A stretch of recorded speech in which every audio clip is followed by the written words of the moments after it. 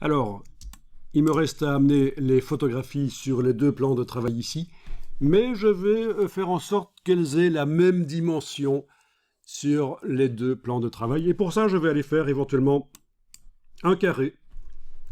Donc avec l'outil rectangle ici, en enfonçant la touche Shift, je trace un carré, je lâche le bouton à souris, puis la touche Shift, la touche majuscule. Je peux encore redimensionner le carré après l'avoir fait avec l'outil de transformation en prenant une poignée du coin, touche Shift. Je lâche la touche Shift, voilà. Et donc la photographie va apparaître dans ce... là-dedans, voilà. Dans ce carré. Je vais aller mettre le même carré dans l'autre plan de travail. Je vais faire édition, copier, donc CTRL-C. Avec la flèche noire, je vais cliquer sur le plan de travail sur lequel je veux que ça colle et je fais édition, coller. Et là, vous voyez que ça arrive, entre guillemets, n'importe où. En réalité, c'est pas n'importe où que ça a collé. Ça a collé au centre de la fenêtre. Mais c'est pas ce que je veux. Je vais faire édition, annuler, coller. Et je vais recommencer édition. Et je vais utiliser une fonction bien pratique qui s'appelle le coller sur place. C'est-à-dire que ça va coller l'élément à la même distance XY du coin supérieur gauche du plan de travail que là où l'objet original était. Voilà. Et là, ça fonctionne. J'ai ici la même distance que là où se trouvait l'objet original. Et donc, ceci est encore une autre manière de positionner parfaitement au même endroit les objets, sans avoir dû utiliser la palette de transformation dans ce cas-ci, parce que, voilà, c'était du copier-coller. J'enregistre le document ici. Et puis je vais y importer les photographies.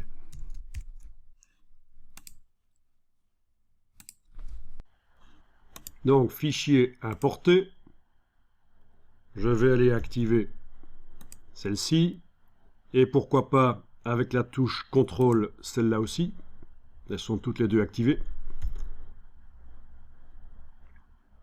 Je n'ai pas besoin des options d'importation dans ce cas-ci. Je décoche. Par contre, le fait que ce soit lié, c'est utile. Je pourrais aller retoucher éventuellement les photos dans Photoshop et ça se mettra à jour dans Illustrator. Il faudra que je garde l'extension JPEG cependant. Ok, donc on a dans le curseur deux photos. Avec les flèches au clavier, on décide laquelle on pose en premier. Les flèches directionnelles. C'est facile ici, on n'a que deux, ça n'a pas une importance énorme, mais enfin techniquement, ça peut être utile. Cliquez, glissez. Suivante. Même chose, cliquez, glissez. Le curseur s'est donc complètement vidé. Parfait.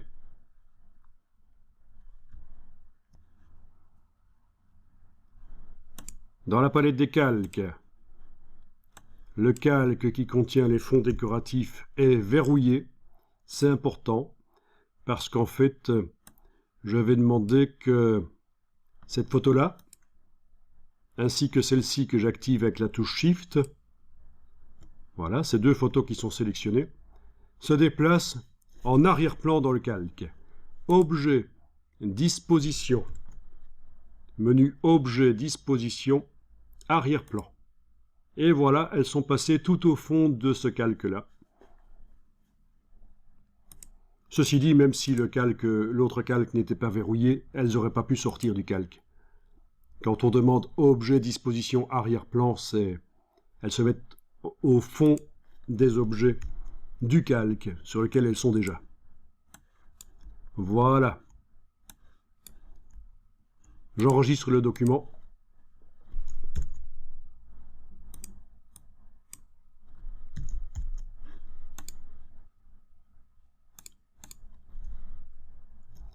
Et je vais sélectionner cette fois-ci à la fois le carré et la photo d'en dessous. Clic, majuscule, clic. Donc l'autre carré et l'autre photo ne sont pas sélectionnés. La couleur du carré n'a aucune importance parce que de toute façon, elle va disparaître. Il n'en aurait pas, ce serait la même chose. Et je vais utiliser une fonction pour se servir du carré pour faire apparaître uniquement là où il se trouve la photo d'en dessous. C'est ce qu'on appelle le masquage. Menu Objet, masque d'écrêtage, créer. Parce que contrairement à d'autres logiciels comme InDesign, on ne peut pas recadrer la photo en prenant ses poignées du coin. Il faut utiliser un autre objet, c'est le carré qui est vert chez moi. Objet masque d'écrêtage créé, et voilà. Ça apparaît, comme ça, uniquement dans le carré. Je vais faire la même chose à côté. Clic, majuscule clic. Il faut absolument que l'objet qui masque, le carré, se trouve au-dessus de l'objet qui est masqué, la photo. C'est pour ça que j'ai demandé que les photos aillent en arrière-plan du calque, parce que j'étais sûr qu'elles seraient derrière les carrés verts, du coup. Alors, objet, masque d'écrêtage, créé. Voilà. J'enregistre. Bien sûr, j'enregistre toujours beaucoup pour la démonstration ici. Je n'enregistrerai pas autant dans la vraie vie si ce n'était pas une démonstration que je vous fais là maintenant.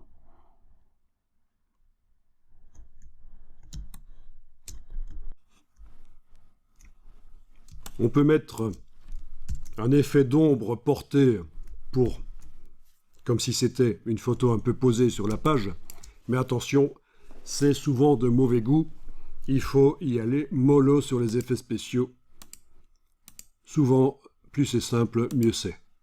Ceci dit, voilà, avec la flèche noire, je sélectionne et je vais dans la palette aspect, regarder ce qui va se passer. Elle est là, la palette aspect. Pour l'instant,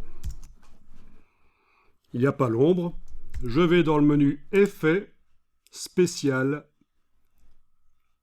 Menu effet, spécial. Ombre portée. On voit déjà l'ombre portée qui arrive ici. Une bonne astuce, c'est qu'en général, 40%, en général, 40% est la bonne valeur. 40, touche tabulation, à la place de 75, j'ai mis 40. Et voilà, on a une ombre un peu plus discrète. Ok.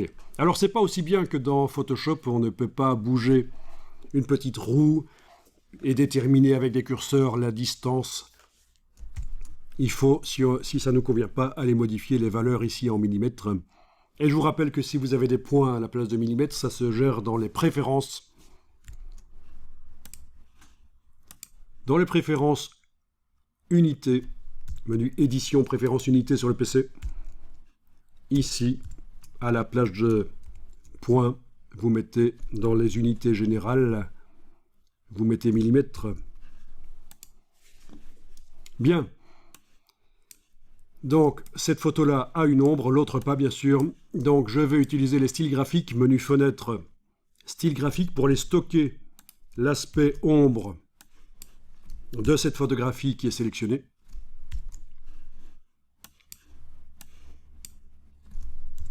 Donc, la photographie est sélectionnée, la palette style graphique, elle est là.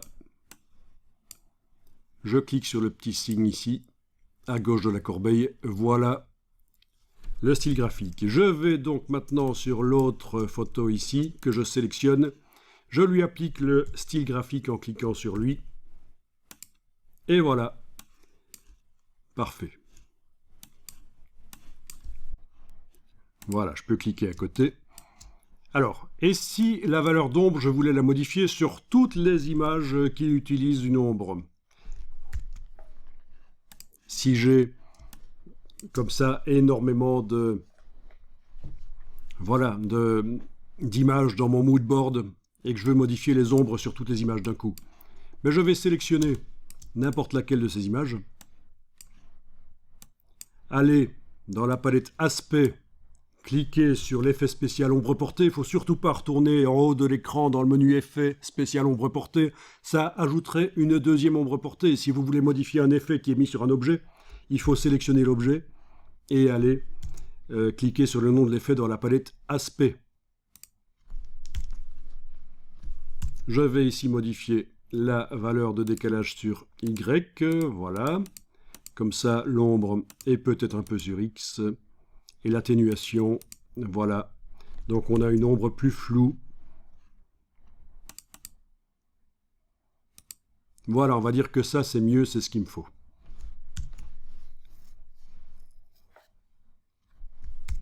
Ok.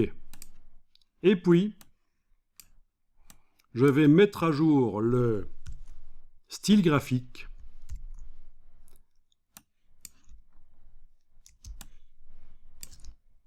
En déplaçant, et pour ça, pour voir que ça fonctionne, j'affiche l'autre image dont je n'ai pas modifié l'ombre. En déplaçant ceci dans la palette aspect, je le déplace dans la palette style graphique. On voit que je vais faire un nouveau style graphique, je peux même choisir où je vais l'insérer, mais non, je ne lâche pas le bouton de la souris, j'enfonce la touche Alt et je vais sur le style graphique ici pour le mettre à jour.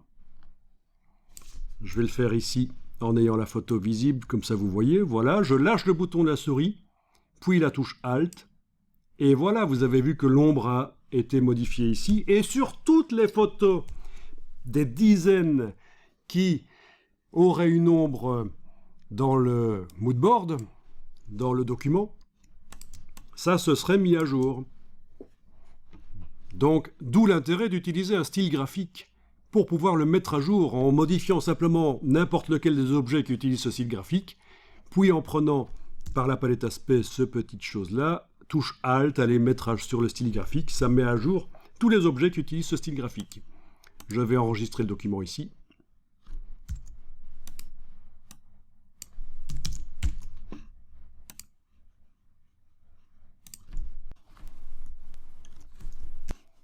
Si je veux modifier le positionnement d'une image qui est recadrée comme ça par un rectangle, je sélectionne le carré.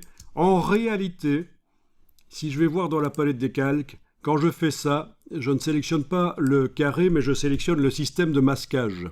Si j'ouvre ici le calque, je vois que ce qui est actuellement sélectionné, c'est un système d'écrêtage. Et quand j'ouvre, je vois qu'il y a le rectangle, mais qu'il y a également le fichier lié. Je sélectionne le fichier lié par la petite cible ici. Et là, avec la flèche noire, je peux le repositionner.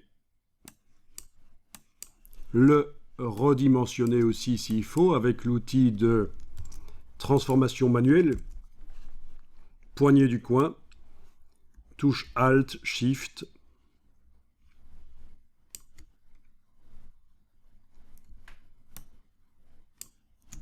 J'arrête avec les touches. Je repositionne. Et voilà. Je montre sur l'autre photo. Je la sélectionne avec la flèche noire. En réalité, j'ai sélectionné le système d'écrêtage, celui-ci.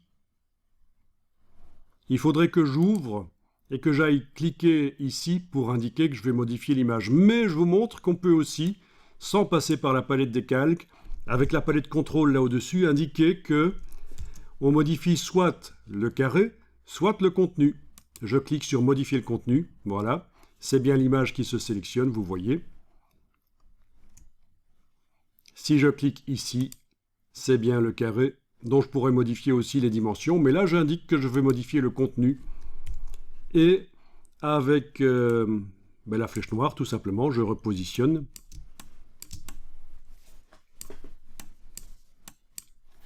Ou avec l'outil de transformation manuelle, j'agrandis, ou je rétrécis, poignée du coin, Alt, Shift, voilà. Bien sûr, si on rétrécit trop, ça ne montre plus la dimension du carré.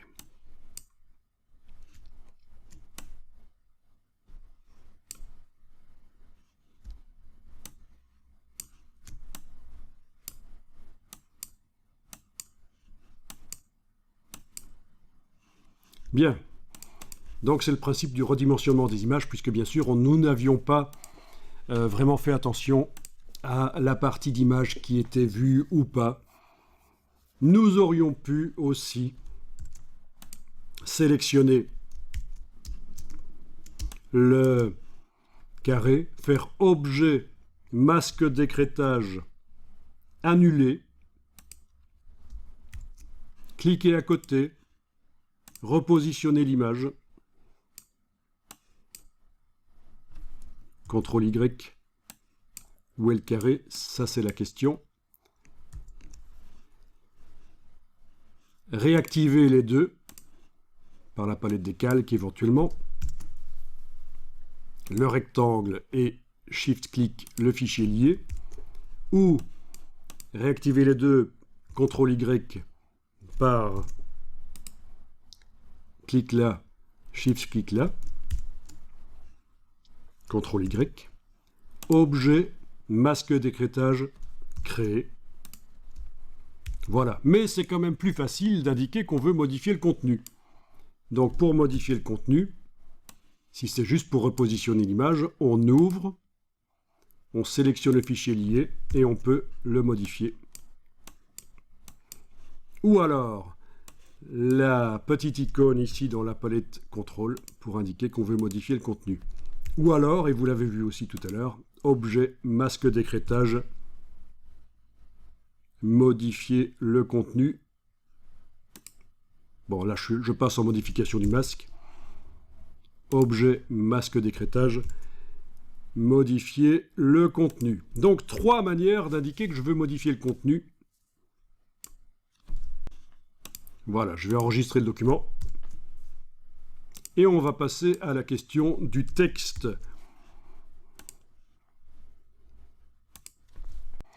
Ah oui, mais d'abord, l'ombre a disparu. Je dois resélectionner avec la flèche noire le système de masque. Donc, autrement dit, dans la palette des calques, c'est bien en face de écrêter le groupe que la double rondelle se trouve. C'est bien ça qui est sélectionné.